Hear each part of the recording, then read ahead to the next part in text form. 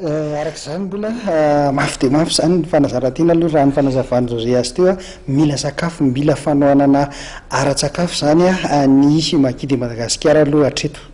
Ny mpanazatra Bertrand Falimanana ihany koa dia tsy nisorona ny teny sy nanao fangatahana ho amin'ny karazan'olona rehetra eto amin'ny tany sy ny fanjakana. Anisan'ireny zareo vao amin'ny ligina Analamanga hanamaly avy hatrany ary ny tompon'andraikitra voalohany ity ligina Analamanga ity. Araka ny nambaran'ny Andriamatoa Fianarana Rakotomalala filohan'ny ligina Analamanga ary dia mifameno amin'ny fanomanana kihy ny fananana eto Analamanga fa tsy mifanipaka akory. Mitondra fanazavana mahakasika izay ny tenany. Araka ny tenen'ny filohan'ny fédération teo hoe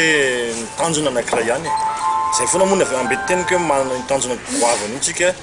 nao coupe du monde amin'ny 2015 ary tsy maintsy hanao coupe du monde ny Makidy Madagasikara amin'ny 2015 fametanana daholo zany tsirairay ao anatin'ilay izy. Hatramin'izay nisy ny top 14 ary anisan'ny afaka nitenenina teo hoe anisan'ny nanome performance ho an'ny les joueurs tsirairay avy ireo ny fisian'ny top 14 tsy azotsika lavina izay zavatra izay fa eo amin'ny fandaminana ihany kosa dia misy ihany koa nefa hatramin'izay nisy fandaminana nisy niaraka tamin'ny fédération hoe rehefa ho avy ny fifaninanana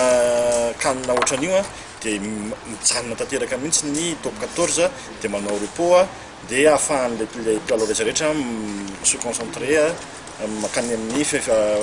fanomanana makany amin'ny championnat d'Afrique fa mahakasika nyilay hoe sparring niresahan'ny mpanazatra teo tsy tokony nisy mihitsy ny olana.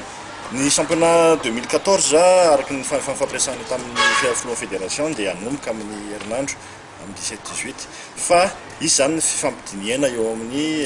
ligina Analamanga sy ny fédération hoe ahoana ny fomba ahafahana manano teraka an'izay sparring izay eo amin'ny top 14 sy ny Makidy Madagasikara aorianan'io dia zava-dehibe araka ny tenentsika teo le championnat ny tanjona ho tratrarina ka misy manantena fa afaka izay mampitantana anay afaka mifanaraka ihany foana ho tombontsoa andrio.